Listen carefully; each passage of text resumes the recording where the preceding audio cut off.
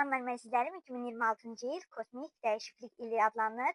Yupiter, Uran və Saturn kimi böyük planetlər bürclərin həyatında dərin dönüşlərə səbəb olur. O cümlədən sevgi və yaxın münasibətlərdə daha çox təsirli olur. Bu hisslər daha dərin, irəliləyən, real olacaqlar.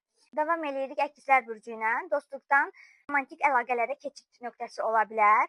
Ailə sevgi üçün emosional dəyişikliklər ili, dərinliklər ili gəlir. Çox düşündürən, amma qərar qəbul edə biləcəyi bir il olacaq.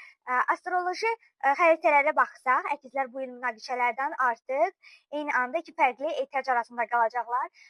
Mən azadlığımı seçirəm, yoxsa kiməsə bağlanmağı seçirəm. İlin əvvəlində sevgi həyatında qarışıqlıq ola bilər. Birdən çox seçim, birdən çox insan enerjisi görünür.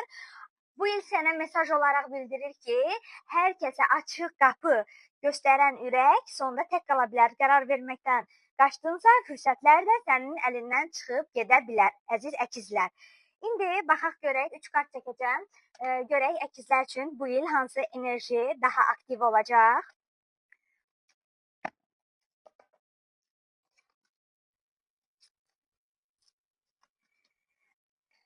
Bu kart göstərir ki, sən sevgidə çox vaxt gözünü bağlayıb seçimlərdən qaçırsan, hisslərini analiz edirsən, amma qərarlarda gecikirsən.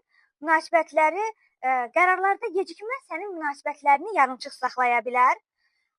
Bu kart isə əkizlər üçün çox simvolikdir. Bu il sevgi sənin üçün həqiqi seçim ili olur. Qarşına çıxan insanlar heç biri təsadüfi deyildir.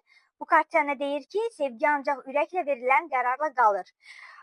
Və bu ilin sonuna, yəni ikinci yarısında bu kart göstərir ki, sən daha aydın düşünürsən, nə istədiyini bilən birisən, sevgi həyatında dürüstlük, açıq ünsiyyət ön planda olacaq, xüsusən də ilin ikinci yarısında.